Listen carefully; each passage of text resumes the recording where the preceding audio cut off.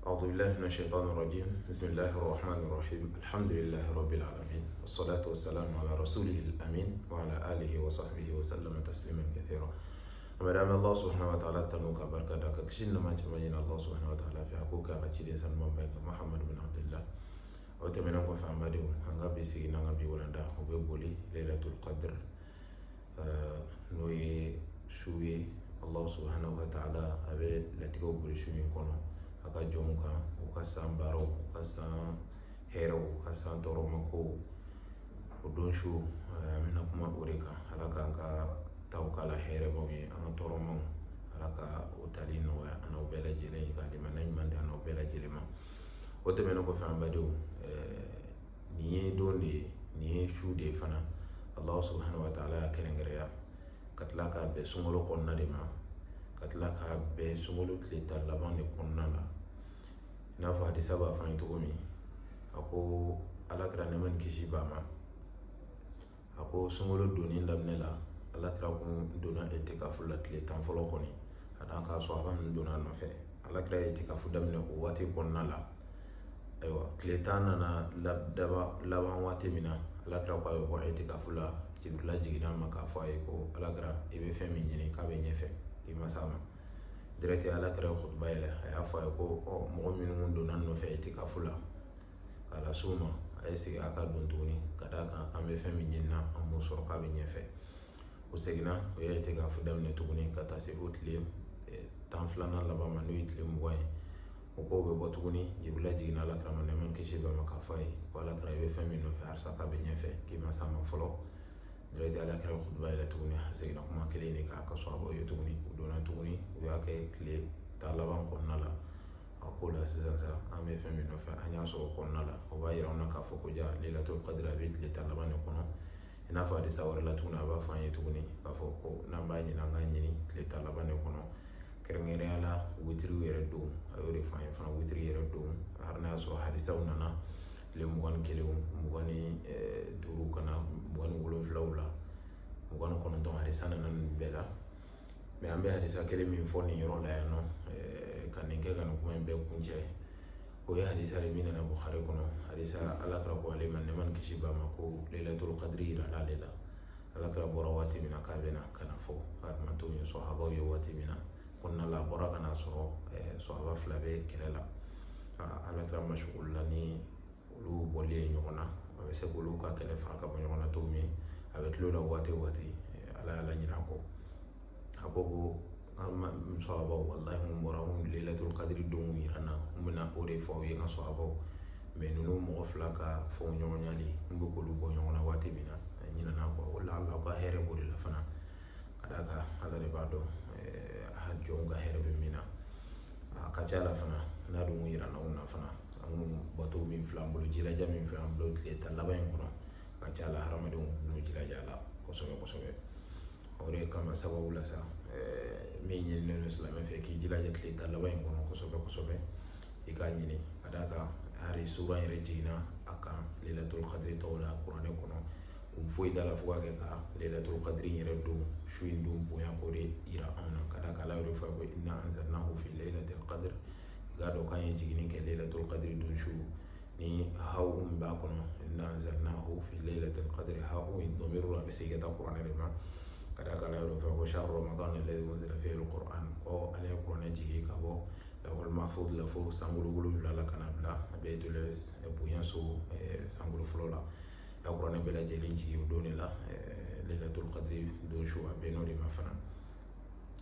a ko Ala kama wa ma adraka ma Lailatul Qadri mun de bɛ ladɔnniya Lailatul Qadri yɛrɛ don su Lailatul Qadri yɛrɛ don su mun de b'a la mun de b'a kɔnɔ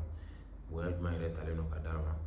a tilala a y'o jaabi d'a ma ko Lailatul Qadri khayrun min alfi shahr k'i ka don Lailatul Qadri don su min filɛ nin ye k'a ka fisa ni su 1000 ye su 1000 a ka fisa n'o ye su min 1000 min ni Lailatul Qadri t'o kɔnɔ o la Ala ye nɛɛma a ye hinɛ ba de kɛ Ala kira manto ka d'a kan fi Muwatta ko Ala kira ale ko ale manto sigira Ala de la Ala kira jɔra a la kosɛbɛ kosɛbɛ Ala ye fɛn falen nin k'an ye fɛnw na n'an y'olu kɛ ka ca la an bɛ tɛmɛ manto tɛmɛnenw ka si ɲɔgɔnna la baraji la k'a sɔrɔ an m'olu ka si baraji sɔrɔ ka d'a kan Ala kira y'o de fɔ an ye nɛɛma ni kisi b'a ma ako ni man to nga shi famba ka dem ne san bioro kata bilo la bol ni nyonche ako hadisa yɛrɛ la ko bina fo kɛlɛ de ka da kan jamakulu fila mana kari ɲɔgɔn na i kɔni b'a dɔn ni bɔlen o la kɔni o ye kunnaja ye a b'o togo yɛrɛ la maa caman min bɛ bi yɛrɛ la an ka nin waati laban na olu yɛrɛ tɛ ni si yɛrɛ sɔrɔ yɛrɛ 60 yɛrɛ sɔrɔ ka taa se 70 yɛrɛ ma ni mɔgɔ min ye o sanfɛta sɔrɔ i ka dɔn o ye kado de ye ala ye kado min k'i ye o kɔnɔna la mɛ a ye su kelen d'aw ma su min valeur ka bon ni su ba kelen yɛrɛ a m'a fɔ a ni su ba kelen bɛ taa ɲɔgɔn na dɛ a ko a ka bon n'a ye de hɛrɛ min yɛrɛ b'a kɔnɔ ka d'a kan n'i y'a jateminɛ an y'o fɔ ko su ba kelen a bɛ taa fo kalo san 80 ani 3 ani kalo 4 ɲɔgɔn na jate a bɛ taa fo o la su kelen dɔrɔn ala mana o valeur d'e ma ko o bonya d'e ma ka bɛn ni na e k'a jateminɛ e san joli balo i si kɔnɔ nin waati in na ni ala y'o bɛɛ baraji d'i ma a fɔ i ma fisaya ni manto tɛmɛnen ye ka d'a kan manto tɛmɛnenw si dir'olu ma san 1000 kɔ nuhu na i n'a fɔ nabila nuhu san 1000 i n'a fɔ abuna adam a b'o togo la i n'a fɔ mɔgɔ wɛrɛw bɛ togo min mɛ ala kɛra manto ala ma siba d'olu ma ma tilala ka fɛn da anw ma n'an y'o kɛ siba dɔ mɔgɔ min ma baraji min dir'o ma n'an ma tɛmɛ olu ta la kɔni a tɛna jigin o dugu ma hadamaden fana kan k'i jilaja nin don su la kosɛbɛ kosɛbɛ k'a la ɲɛnamaya o fana khataw dɔ de bɛ jɔn bɛ bi min kɔnɔ n'o ye lailatul qadri don su ka taa baara ɲumanw kɛli la baasi t'a la baara ɲumanw kɛli o ye ko ɲumanba ye mɛ lailatul qadri don a kɛrɛnkɛrɛnlen don ni bato kɛli de kɛrɛnkɛrɛnla seli yɛrɛ ka bɔ kuranɛ kalanw na ka bɔ tasbihu la subhanallah fɔ ni hamdala fɔ ninnu alhamdulillah fɔ ninnu ka taa se fo seli ma su in dabɔ kun ye o de ye kosɛbɛ kɔni kɛrɛnkɛrɛnla duwawu yɛrɛ a kɔnɔ duwawu min yɛrɛ fana ni o sabatila ka bɔ alakira yɔrɔ ne man kisi ba an ba Aisha a ye alakira ɲininka ne man kisi ba ko ni ne y'a dɔn lailatul qadri bɛ don min su la kan ka duwawu min kɛ alakira kama k'i k'a fɔ Allahumma innaka afuwwun ko maa i k'a dɔn e ye yafa masa de ye tuhibbul afwa i bɛ yafa fɛ fa'fu anni Allah subhanahu wa ta'ala yafa ne ma alakira bɛ dɔ fɔ Aisha ne man kisi ba ma i y'a dɔn a bɛ su min kɔnɔ k'i k'a fɔ ka ca o de la an kɔni bɛ min fɔ hadamadenw an badenw an ka jɛya tile tan laban n'i kɔni y'o bɛɛ lajɛlen ɲɛnamaya a ka ca la i t'a cɛ fiyewu ka da ka fɔra ko i k'a ɲini tile tan laban in kɔnɔ alakira ma d'aw ma ko kɛrɛnkɛrɛnla witiri don ninnu mɛ ni mɔgɔ min y'o bɛɛ lajɛlen to yen k'i ta k'i da k'a kɛ sunɔgɔ ye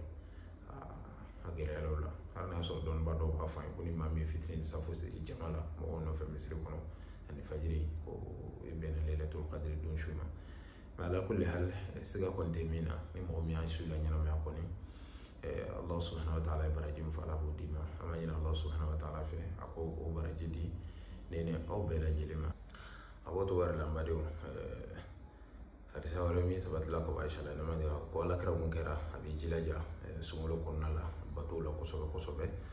ko mɛ ko su ta laban in kɔni n'o kɔni sera ka ban k'a b'i jilaja o la i n'a fɔ su ta laban in tɛ sɔrɔ kalo wɛrɛ min kɔnɔ tuguni k'a b'i jilaja o la kosɛbɛ kosɛbɛ walasa ko ɲuman na ka se ka lailatul qadri sɔrɔ a bɛ hadisa wɛrɛ la tuguni ka fɔ alakira a ye itikafu laban min yɛrɛ kɛ k'a ye tile 20 ni itikafu kɛ k'a daminɛ tile 12 na ka taa se fo sunkalo laban na ko ɲuman na nin su in bonya kama a ka se ka nin su in bonya sɔrɔ o fana a bɛ hadisa wɛrɛ la tuguni alakira de b'a fɔ ne man kisi ko alakira mun kɛra ni su ta laban in mun sera u bɛ jilaja bato la k'a ka denbayaw lawuli o fana ka tila ka a suw la ɲɛnamaya ala bato la ala ko fɔ la kuranɛ kalanw na an bɛ Allah subhanahu wa ta'ala deli ni baraji baden min fɔra ala kana si jɛ nin na sunkalo in tɛmɛ cogo ɲuman ala ka nɔgɔya ni n'aw bɛɛ lajɛlen ye ala ka lailatul qadri don an garisɛgɛ la ala ka sunkalo caman donnen na aw si la lailatul qadri caman ala ko yira ne na aw la ala kana ja baraji la fiyewu ala k'an fara alakira ka sababaw kan kiyama jɔ don ala k'an fara alakira kan kiyama jɔ don ala k'an fara mɔgɔ sanumanw ka kiyama jɔ don ala k'an fara jarikɛlaw ka kiyama jɔ don ala k'an don a ka arijɛnɛ kɔnɔ wa sallallahu wa sallam ala rasulillah wassalamu alaikum wa rahmatullahi wa barakatuh